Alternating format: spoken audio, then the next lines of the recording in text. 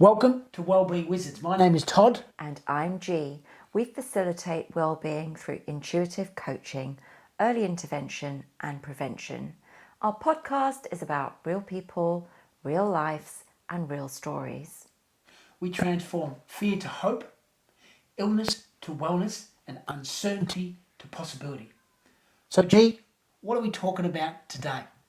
Well, today, Todd, we're going to be talking about low mood and those early signs of depression, what it looks like, what it feels like, how to prevent it, and interventions to reverse it.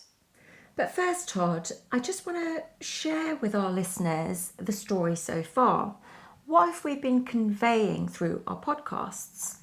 So, our first episode, we dove right in at the deep end into the emotional realm with grief. Yeah. Perfect. Yeah. And from there, we kind of danced our way to purpose, because purpose is important to give our life meaning. Yeah. From there, we looked at anxiety and stress. Yep, and the fight, flight, stress response mechanism. We talked about that a lot in detail. Perfect. And then the fourth F. Fatigue. Now, what I'm trying to say here is at all of these stages, we have an opportunity to change the message. What our body is communicating with our mind is it needs help because it's part of the stress response. Yeah, help and support. Perfect. The body will always do what it can to protect our survival. This is the naturopathic way of seeing, the pattern of dis-ease through our body-mind Connection. Thank you. The main thing, what I'm trying to get at is all of this will impact our gut. Like stress, the first response of stress is to change the pattern of our digestive system. And we know that there is this strong link between the gut and the brain, with the gut-brain axis. We talked about the vagus nerve previously. Perfect. And a lot of our hormones and neurotransmitters are manufactured by the microbiome within our gut, especially some of our happy hormones, that's serotonin. Now, when there is any alteration to our gut, and that could be in pH, so it could be, craving certain foods that then cause a lot of acidity, thinking negative thought patterns that also cause acidity, that will change the gut biome. And also, if you're thinking negative thought patterns, then you may be reaching for foods that you feel may comfort you in addressing these negative thought patterns. Absolutely. Hence, the circle goes round in a loop. Exactly. And the longer we play in this cycle, the more or the deeper these messages become of the body reaching out to us saying, hang on, there's an imbalance, something's not right. But we just carry on that hamster wheel, ignoring these messages until it gets deeper and deeper and deeper. So it could be sensory overload, it could be even physical overload, because sometimes we're like, oh, you know what, something doesn't feel right, I'm just going to go for a workout. Or, we stop eating our breakfast, we start skipping meals, we start on that caffeine cycle, and all of this feeds that negative cycle within the gut biome. The other important thing to mention is inflammation. And you mentioned previously in episode G, and obviously skin rashes and things of that ilk. The body is trying to say, okay, if you're not going to deal with the underlying thing, here it is on the skin level, what are you going to do now? Yes. So, and obviously a lot of us are trained, or Western medicine is trained to interpret just these signs and symptoms that are coming out at us, but we don't connect the dots. So the difference is in the naturopathic process is that we connect the dots and we can see this pattern emerge. A lot of our patients will say, oh, is it too late? It's never too late, because the body will express itself at every level and present an opportunity to involve an intervention and that can help us reverse it. And the main thing with the work that we do is that we don't want these signs and symptoms to become more chronic. Correct. Now, the interesting thing here is, we're talking about low mood, right? So we're talking about as a symptom of everything that's come before and we've outlined within the previous episodes. So now we're going to dive a little bit deeper into low mood and actually what that looks like, what that feels like from a symptomatic perspective, and then we'll then talk about things we can do to assist in addressing that as an issue. Absolutely, Todd. But the most important thing to remember, it starts from the gut. So, low mood. So I want to talk to you a little bit about, what I've been seeing coming through my clinics, and you can give a reflection on what you've been seeing coming through yours. For me, one of the biggest things is people have lost their routine, if you like. And it's a process where they're just like, I just don't feel right at the moment. I don't know why. Can't explain why. I'm just not going through the normal things I would go to. I've lost the lack of effort or probably more enthusiasm for just doing the things that I did normally, right? And then now I've got into this cycle of thinking, okay, I'm just in this cycle of talking to myself all the time. So you're going through this repeating loop. So that's what I've been seeing generally is lack of routine from people, and then it starts to sort of snowball from there. Other things start to come involved. You mentioned previously about lack of appetite. So whereas previously eating several meals a day, now I'm maybe eating one meal a day. One of the other things that I've seen as a result of that, so now I've got IBS and irritable bowel syndrome, and that could be as a thing that comes up and go, okay, now I can't eat certain foods. So I'm limiting the foods I can eat, and I'm like, well, if I can't eat foods, maybe I'll just have one meal a day, and maybe that'll be okay. Oh my gosh, yeah, and you know that food and mood have such a strong connection, right? It's super powerful because obviously we know, your protein, fats and carbohydrates, they all get broken down into the essential amino acids that the body requires. Yeah, but more than that, it's the flavour, it's the taste, it's that, the sensuality it evokes when you're having your favourite meal. That's the comfort where you can, obviously when you've got things like IBS or, digestive issues, you can't eat the things that you enjoy. So that really has an impact. I love my food, and I know you do, Todd. So, I do love my food, but I've become very conscious of the importance of the food going into my body, because I recognise that food will provide the next bout of energy for me over a period of time, but also it will repair my body as I'm moving through my daily life. So it's about, how do I get the best performance from my body? Yeah. How does that then relate to the connection to the mind? So I've got this holistic connection, if you like. Yeah. And that's the way I sort of see the food connection. Rather than just being one portion of the piece, it's a whole rounded approach. Yes. For me, it's more the energetic properties of food. Anyway, just to paint a picture of some of the patients that have been coming through, simple things. I mean, I've been there. Let's get a little bit personal here, right? We've all felt low mood at some stages in our life. Really? Absolutely. I'm putting my hand up. I've even been at the crossroads of depression. It's official. G's been in low mood and the crossroads of depression. It's just, I'm human, right? No, you're right. You're right, G. You're spot on there. Look, at the end of the day, we're all on this roller coaster, right? We're all on this journey called life. One of the key things and concepts that I like to explain to people is you're going through a roller coaster every single day. The goal for me has always been to get you at a balanced state, homeostasis, if you like, where we talked about the gut biome, where everything is balanced out. Yeah, in an ideal world. Yeah, in an ideal world. But we're gonna have times where things will come into our world and we'll go, yeah, I'm not really feeling it at the moment. Okay, so let me just share with you some of the symptoms, that is equated with low mood.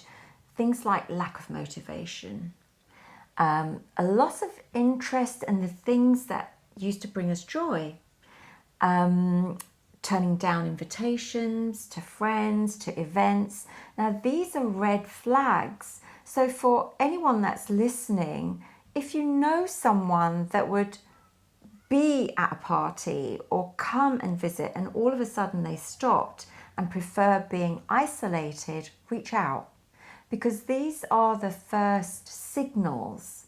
And sometimes, you know, kind of like just a hi, how you doing, is enough to help that person get back on track. Yeah, super important. So lack of motivation.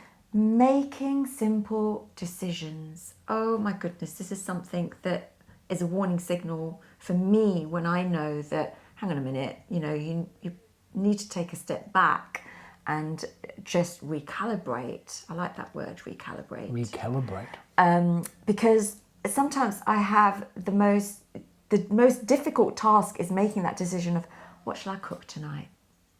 It's as simple as that.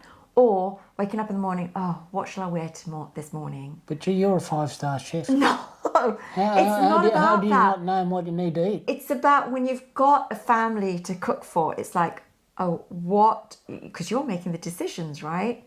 Sometimes I do ask, but again, it could be as simple as that. Don't you have a big cookbook? You can like look in the cookbook. No, it's a feeling. It's like, what do you feel like today? Yeah, no, I hear what you're saying. Look, you know, some of my patients in similar situations to G, you know, they're cooking multiple meals for their family, right? Because they've got multiple things to think about now. There could be IBS in one person, there could be allergies in another person, so they're now cooking multiple meals. So it becomes a challenge over time, and the energy of doing that on a regular basis, it's like it's being chipped away at you. Oh, right? gosh, yeah. You're chipping away each little bit of time. A little thing comes in, you go, oh, God, bugger it. Yeah. Another thing comes in, you go, oh, another thing. And then suddenly, before you know it, you're teetering on the edge of low mood into depression because all these things have mounted up over time, right? Yes. Now, I can always shake myself out of the low mood state. It may take a bit of a good shaking about, but the key difference, I think, between low mood and depression is depression, you find it very difficult to shift that state. Yeah, it's consistent. It's like that dark grey cloud that hovers over you and you can't shake it. Some people describe it as a black hole. Some people have described it as, you know, the characters out of Winnie the Pooh. Which one, G? Eeyore. There's a few on there. It's Eeyore. Oh, Eeyore. Yeah. How does Eeyore sound? It's always a dark and gloomy day. Oh, poor Eeyore. Yeah. So, you know, guilt has a big factor to play there because we lack responsibility. When we have low mood, you know, sometimes we let go of our responsibilities and we feel guilty for not being able to achieve them. Irritability's, you know, a key symptom of low mood. So again, to our listeners out there, if these are some of the signs and symptoms you see in your friends, in your colleagues, in your work colleagues, you know, reach out because these are cries for help. And there's something that we can do about it. Fantastic, G. I would say about 8 out of 10 patients that we've had through the clinic have exhibited some form of low mood and early onset depression. And we also know that the first port of call when it comes to treatment, you know, with GPs is? Generally, it's been pharmaceuticals. Antidepressants. Yeah. Now, the important thing I want to recognise there is that we were talking about symptoms there earlier, and I just want to throw in the other one, which is super important, which is quality of sleep or lack of sleep or can't get to sleep. Yeah. Restless mind. Restless mind. Yeah. Which has a huge impact. Yeah, and that can then we talk about the pharmaceuticals then. So a doctor may prescribe X milligrams of whatever drug that may be prescribed at that point in time, and depending on the results of that drug, they may say, okay, we need to increase it to get it to where you need to be to get to sleep. Yeah. So sleep has a huge role to play. The other symptom, Todd, was moving pain for no reason. And so that's why a lot of the patients that have been signposted our way are also under that label of psychosomatic, because, you know, the bloods are fine, there's no clinical sign as yet, and there's a question mark. But The important thing I want to note there as well, just because your bloods are fine, yeah, bloods don't pick up everything. no, We know there are certain limitations within the bloods. Obviously, magnesium is not properly picked up, and there's lots of other things that aren't properly picked up. So that's why you then have stool samples to see whether it's an infection, you know, a gut infection that's been there for a long period of time. So bloods alone don't give you the full picture. They give you an idea of the potential of an investigation path of where to go to, and that's effectively the starting point, if you like. yeah. And the other thing to always ask for is to make sure that you check your vitamin D levels, and even your ferritin levels, you know, because low iron can cause these symptoms of low mood, fatigue, as well as magnesium. Yeah. Well, it's interesting you say that, because one of the first things I do if you come and see me as a patient, first thing I'll step through is, what is your nutrition, what does your energy diary look like Yeah. on a holistic basis? So that's from when you wake up in the morning to when you go to bed at night. Yeah, What does your day look like? That also includes the seasonal perspective. So, but, you know, one of the common denominators that I've seen through the patients and our clients is the lack of creativity. So low mood can be equated with, you know, we push away or suppress, or at some point in our life, you know, the creativity has been taken out of our daily routine.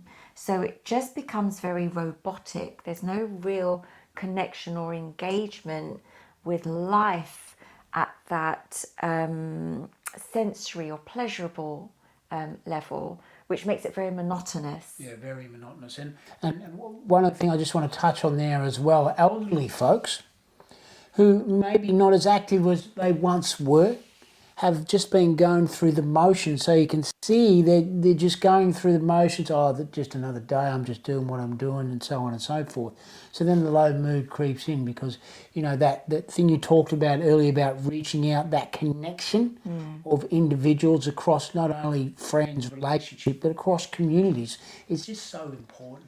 And lockdown has created this. So it's been an artificial manifestation of these levels of low mood. And we're actually seeing a lot of this creep through now that people have returned to work, interestingly, because I actually thought we'd be quieter. But it's got busier because people are recognizing, you know, I'm back at work, but something doesn't feel right. And so this is because that gradient has shifted from the low mood into that almost depressive state, because nothing's really, I don't know, connecting with them. And I also say, even though people are going back to work, it doesn't look like work that was previously there. Yeah. Right? There are still restrictions in place all around the world. Yeah. You know, I know, in Australia, if there's an infection, it's immediately listed as an exposure site. So you go, oh, did I go to that exposure site? Okay, so you're always doing this. We talked about this previously, about this.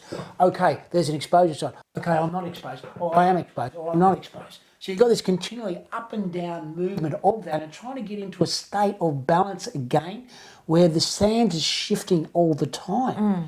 And it's this. You know, we talked about this free state previously, where you're stuck in a moment. There's a song called "Stuck in a Moment" that you can't get out of it. And it doesn't feel like you can get out of it at that point in time. And there's also uncertainty. So that's why it's really important for employers to be watching out for employee well-being right now. Because now is when we're going to really see these pictures emerge of the impact of stress and what it's had physiologically, and more importantly, on our mental state. Yeah. So yeah. Yeah, mentally, it's been, no generation has not been impacted mentally in what we've been through over the last 18 months. The kids have been impacted because schools have been, open and closing their doors like it's a revolving door type of scenario. We're going back to work. We're not going back to work. Gyms are closed, swimming pools are closed. Now they're open again, but they're open with different restrictions, right? So there's all these sorts of things in place, and we're trying to get back to a state of normality. You're saying, for crying out loud, why can't we just get it all back to normal and move on with our lives? And everyone's in every country seems to be at different speeds with relation to that. We've got all the Baltic countries now, your Norways, your Swedens, which completely virtually removed every single coronavirus restriction out there. But other countries are still in different stages of their process, right? Yeah, it's a lot of confusion, which is mentally taxing and emotionally in our gut. It causes just upset. So Todd, what can we do about it? What are some of the processes or techniques that we can share with our listeners that will help them readdress and recalibrate where they are with the low mood, maybe borderline depression? Great question, G. So for the viewers and listeners out there, a couple of things I recommend. Number one for me is getting out of your mind and into your body. So that's a movement practice. Whether you're just starting, so it's breathing exercises. You can check out some videos that we've done previously. We'll put some links below the episode if you're watching on YouTube. Tai Chi. Tai Chi is fantastic. Qigong is fantastic as well. So swimming is fantastic as well. So you've got all these exercises that are getting you out of your head and out of that state of into movement, moving, right? So you're now moving, you're engaging, you're doing things. Dancing. The sound of music around you. Yeah, that's my go-to. It's music, sound, even singing, and forest bathing. So just being out in nature, hugging a tree, just moving into and focusing on nature. It could just be a leaf. Could just be the way the grass is moving. It could just be the way the sun is hitting, the amazing colours, especially now it's autumn. It's beautiful. So. Yeah, if you're feeling like you're in a stuck state, you're in your house, you haven't really moved from your house, get outside. Yeah. Get outside, get some sunlight into your eyes, see the sunrise, see the sunset, and break up the routine. Break it up. Right? Change it a little bit. If you haven't been eating breakfast in the morning, think, well, what can I have for breakfast? What is going to nourish me? What is going to give me energy to do the things I love to do? Start reaching out to your connections. Start saying yes more. Yeah, and on that note, Todd, so if we're looking at 3 things that you could implement to begin healthier choices, to shift that low mood pattern, nutritionally, highly recommended to have breakfast. If we're looking at the body clock and the way that the body houses its regular patterns, then breakfast is essential. But try and avoid things like stimulants. That could be sugary starts to the day, too much carbohydrate in the morning, and caffeine. So I would opt for something a bit more protein-based. What I often tell my patients to do is have your main meal in the morning. Yeah. Eat like a queen or a king. And we've talked about it in previous episodes where you're staggering your meal sizes as you go through the day. As you go through the day. And the caveat that I put on there is say, if you're working out in the evening, then you obviously need to fuel as part of your recovery process. But as G says, you've got to get the nutrition coming to your body at regular intervals because that's going to support you in whatever you do. It's also about the energetic properties of food. So what can we digest and assimilate that's going to serve the body? So what do I mean by that? To have food that is simplified, so not processed, make sure it's whole food.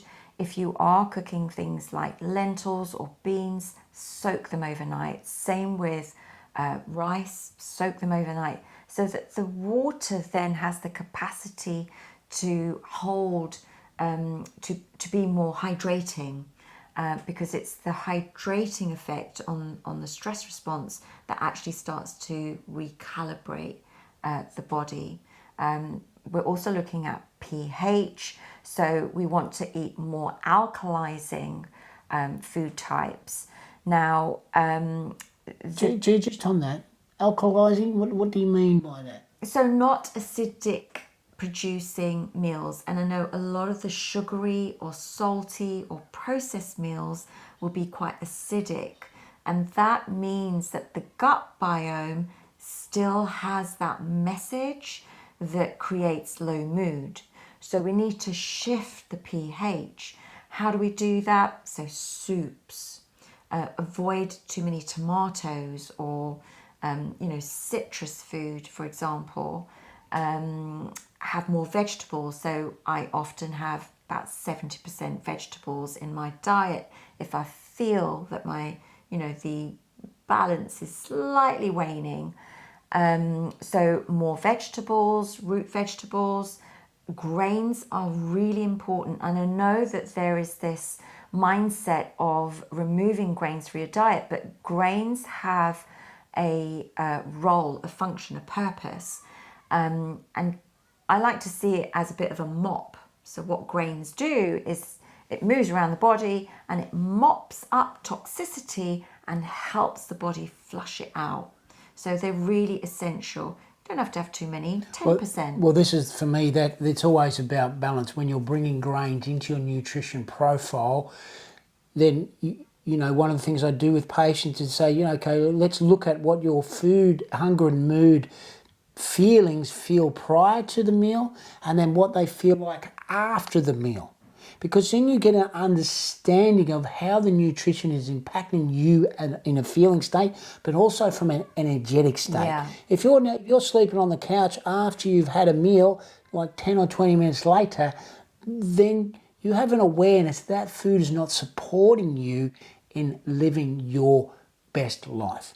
Yeah, so anything that, like gluten, for example, or wheat, can sometimes make us feel quite tired straight after that meal. So I would avoid wheat and gluten altogether. So these are some of the changes that we begin to bring into a lifestyle to help people uplift their mood.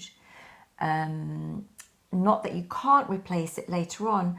What I usually say is it takes 6 weeks or 40 days to create that or break that pattern first, and then to create a new, healthier pattern through lifestyle choices. Yes, as we're coming back to those tips, start creating those shifts on a gradual basis. Yeah. You're not going to be able to make massive changes overnight. Like I said to some patients, I said, okay, you're smoking 10 cigarettes a day. Well, you should stop smoking straight away. I know how difficult that is because I went through a process of that, but I wasn't able to do it straight away. It takes time, right? It takes time to make the changes coming through. I've had other patients, they've had, virtually pre-diabetes, and I've looked at their nutrition and it's sugars and crisps and snacks and energy drinks. They're crashing out in the afternoon. I said to the patient, well, you need to change that. They made the change straight away, right? They made it straight away.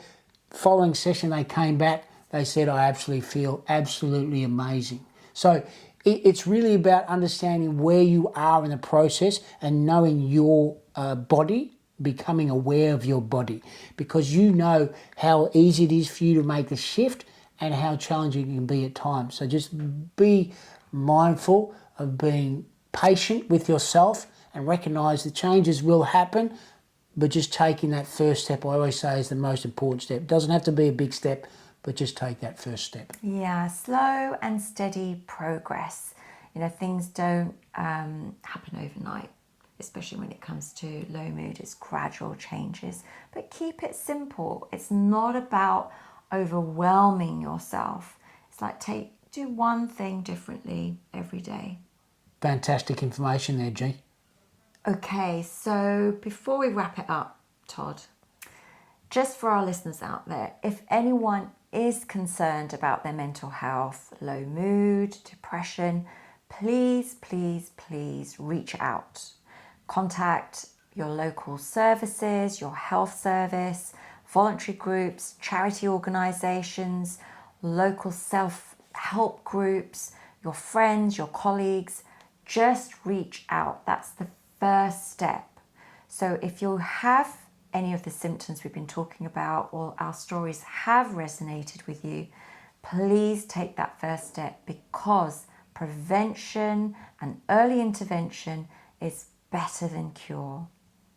Fantastic information there, G. Also, I just want to say, also, if you're recognising the symptoms in others, you know, if you've listened to this podcast, Yes. you now got a better understanding of what we're talking about with regards to low mood and the process of moving into depression post that. You've now got some idea of the symptoms you can recognise in others and be proactive about providing assistance with a calming, mindset. It's just about listening. Yeah, serving. If you'd like to contact us, we offer a free 30-minute online consultation. Thanks, G. So, viewers and listeners, I hope you enjoyed the podcast today. If you have and you're watching this on YouTube, then obviously give us a like. If you want to let it be known when we publish a new episode, then please subscribe. We'll put the notes from the podcast in the link below. And obviously, if you're listening on iTunes, Spotify or Google, you can leave us a rating and a review. We read all the comments that we have coming through, especially from YouTube. That's the best place to place the comments, and we do appreciate that. Keep an eye on the socials as well. Twitter, Instagram, we post regularly on those, and also Facebook as well. And that is it, G. I think I've covered it all. Have I covered everything? I think you have, Todd. Fantastic. Nothing more to do except you've been watching the Wellbeing Wizards, or listening. My name is Todd. And I'm G. Thank you for listening.